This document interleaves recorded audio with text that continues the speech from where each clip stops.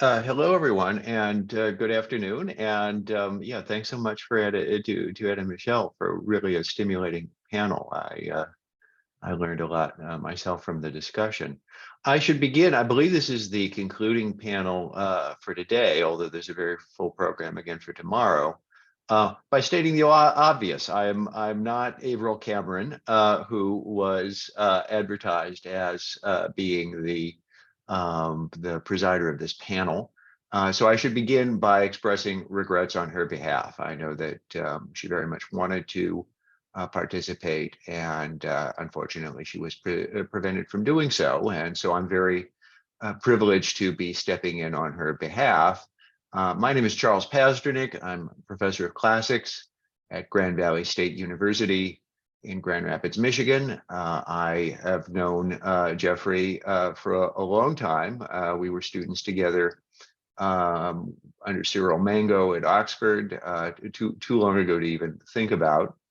And of course, I'm sure that Geoffrey needs no introduction to most of the people who are here today. He is a professor in the Department of Classics and Religious Studies at the University of Ottawa, president of the Canadian Committee of Byzantinists. And from his Oxford dissertation onwards, he has established himself as an expert on Rome and the Eastern frontier with the Sasanians, particularly in the 6th century, but of course extending very chronologically in both directions. His first book was a monograph on Rome and Persia at war in the 6th century, the first 3 decades of the 6th century. He's gone on to edit a number of very important and fundamental volumes on the Eastern frontier, but also organized and co-edited a number of very important conference volumes. And of course, in his work on various editorial boards and various advisory projects of any number of occasions, he's established himself as absolutely the cynosure of much of the work, the burgeoning work, the unprecedented amount of work that's going on Justinian and Procopius in the last several years. And so the stimulus and the support that he's provided now to generations of scholars working on this material is really quite incalculable. When it comes to the book, or rather the books themselves that we're discussing today, I have you know, a very easy task in terms of introducing them, because it does what it says on the tin. Procopius of Caesarea, The Persian Wars, a historical commentary. So unprecedented amount of learning and synthesis has gone into an incredibly detailed commentary on the first 2 books of Procopius's Wars. Accompanying that, a new translation, or I should say a newly revised translation of Procopius's Persian Wars, based on a work of Averil Cameron some time ago, and a justly perhaps neglected translation of Procopius that Geoffrey is now revised and renewed and makes available to us. I may say before I turn it over to Geoffrey that, as you know, someone who is himself trained as a classicist, someone who works on, in particular, the reception of Thucydides and Herodotus in classicizing historians in late antiquity, and in Procopius in particular, you know, I'm well aware of the wealth and the tradition of classical commentaries on canonical authors. And I may say, as someone who's had the benefit of working with Geoffrey's commentary for the better part of 2 years. I mean, a measure of Geoffrey's generosity is that he shared the work with me in manuscript while it was in press.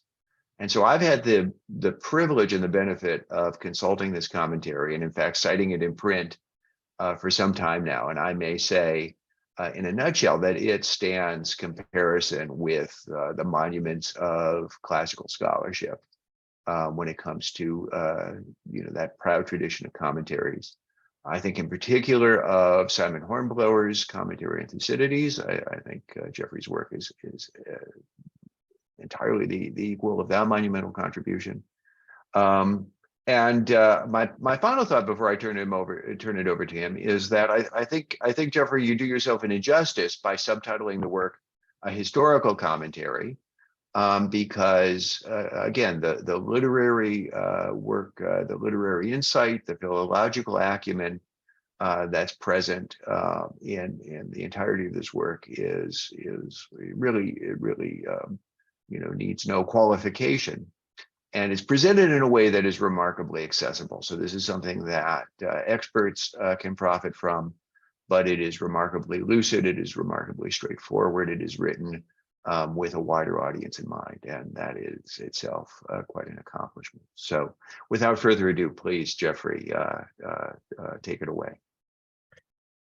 Thank you very much, Chuck. That's very kind words. What I'll do is I shall share my screen. I think that should work. Let's just see. Has everybody now got access to? Okay. Yes, does that work? Everybody can see my screen? Yes, I can see it. Okay, that means everybody can, I think. Yes. So, well, I thought what I'd do is just sort of briefly run through. Some people may be familiar with the volume and have got it already, but others may be contemplating it. So I've just got, I think, 11 sort of images here to give an idea of what it is and how it came to be. And as you mentioned, that we've got two works here, in fact, that basically go together quite nicely. And I'm going to talk about Averil Cameron's translation in just a sec, but there you can see the two volumes. And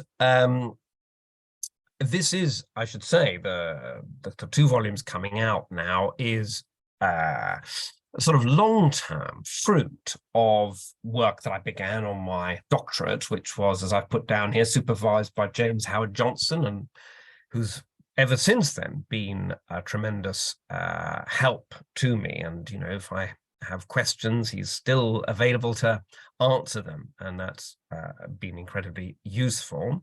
My thesis only dealt with book 1 of the Persian Wars, and not even all of that, in fact. And then a version of this, as Chuck pointed out, was brought out earlier, at the end of the last century. Now, I think, you know, it's worth emphasizing that I never foresaw at that stage getting to work on a commentary. And I really thought that someone else would take on this task. And, you know, the sort of person being perhaps Henning Böhm, now at Rostock, who, as I've put his book up there, which is an excellent work, freely available on academia.edu, the whole book, Procopius und die Perser. And I rather thought that, you know, but of course, for the habilitation, he had to turn to other things. So having produced this excellent work, he then had to move on to other fields. And I want also to give full credit here, and I'm glad that Chuck sort of raised this as well. Many of you won't have seen this. It's a pretty difficult work to get hold of. As you can see, Hugh Trevor Roper, it's the stepfather, in fact, of James Howard Johnson, is the general editor of this series. And there's the volume on Procopius.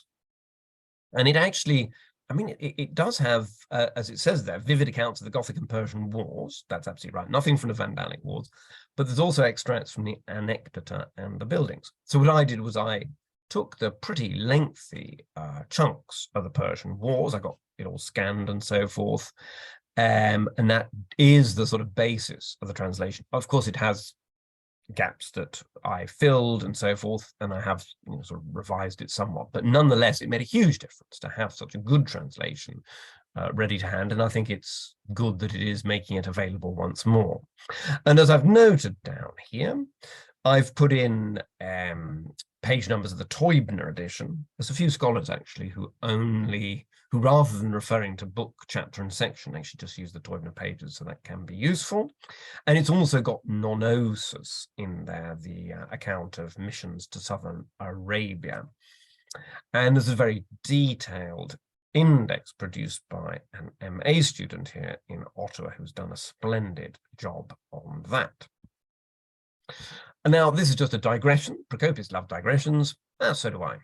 And so just to mention that since I've been working on Procopius and I'm at a bilingual university, it made sense to also do something in French, particularly as in this series, which some of you will know, La Roue à Livre. There are already translations of just about all the other works of Procopius, but just not the Persian wars.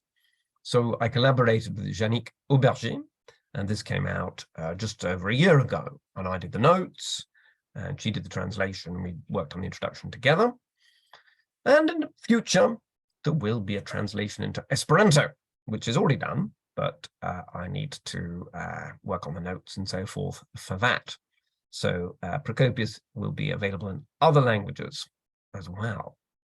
And just to conclude about the translation, I just thought throw in a page so that you can sort of see the layout and so forth. There's, all the maps are in both the commentary and the translation, the same maps, 30 of them in each. There you've got the translation, and there are notes, just brief notes, but it means that the translation sort of someone who's got a cursory interest, there is some orientation there for them. So then I've got a few minutes left, just a few little remarks on the commentary. And this has been going on. It's a huge, as you can imagine, it's a sort of 800-page volume. I got funding, which I must acknowledge, from the SHUR, as it's known, the Social Sciences, left that out, Social Sciences and Humanities Research Council of Canada. That only lasted 3 to 4 years. Obviously, it took me a lot longer than that. I had 2 years of sabbatical leave, which was enormously helpful, and to be able to spend that in Cambridge was great as well. And it was there and elsewhere that I was able to to sort of consult colleagues on all sorts of periods and areas for their advice, because the Persian Wars covers a lot more than just wars with Persians. It does have digressions on sort of Caucasus to southern Arabia, Iran, the Balkans, Constantinople. There's a huge amount. And of course, I couldn't possibly claim expertise in all of these by any means. And I want to also credit the maps, 30, they're mostly produced by Zheshong King, who's doing a doctorate with me here at the University of Ottawa, and that's one of his ones there of the Caucasus that you can see. But there were other colleagues as well who kindly, like Katharina Hof in Berlin, or Ross Burns in Australia, or Grégoire Pocardi in France. So various other people were very helpful there. Just to tell you how the whole thing works, the structure of the commentary, there's a sort of fairly short introduction. Then with each section, perhaps several chapters of Procopius's work, I explain the background. And I do this by having one section on history and another on historiography to separate what actually happened from the way Procopius treats it and comparing his handling of it with other people's. And then, of course, in what follows, there are lemata on passages or words of interest, which are always translated. I give the Greek, then a translation. And to pick up what Truck was saying, I called it a historical commentary, but I have commented, as he kindly pointed out, to linguistic and literary matters of interest. The TLG was invaluable for that, I must say. But I prefer not to, I'd rather under-promise and over-deliver than the opposite. So I kept so that I hope people find more than they had expected rather than less. And I'm aware that, for literary matters, there is some important work going on now, and others better able to do this will be producing interesting work, I'm quite sure. I'm thinking of Albrecht Tibor in Munich, for instance, who did a doctorate on Procopius recently. There's an index Licorum at the end, a very extensive one, and that was produced by Caroline Bélanger, who did her doctorate at St Andrews after studying with us. There's not a specific index for the commentary, but there's the common one for both, for the text, which appears in both volumes. Again, thought it would be just useful to show what a, sample couple of pages look like. And so you can see sometimes it's just one word that I comment on, sometimes it's a phrase, and then obviously always translated, and so forth. And then if it's a small section, I don't give history and historiography, there's just a basic introduction, as you can see there. And I think I've just got one last, this is my last image. As Chuck again rightly said, there's I think we can call it an avalanche of research on Procopius that's appearing at the moment. And I just thought I'd put up there, we've got the companion to Procopius, which came out only last year. Also Dariusz Brodka's new book that has just appeared. And then soon to appear, but not yet, is René Pfeilschifter and Johann Tesse's commentary on the Anecdota, and that'll be published with De Gruyter, and they kindly, I've consulted that, taken it into account, at least as it stood for my work, and that was very useful. And the online Histos volume on research on Procopius in languages other than English, which is ongoing, but I hope it'll be completed this year with important chapters on work in German, Italian, and Russian. And those are ongoing, but should be out soon.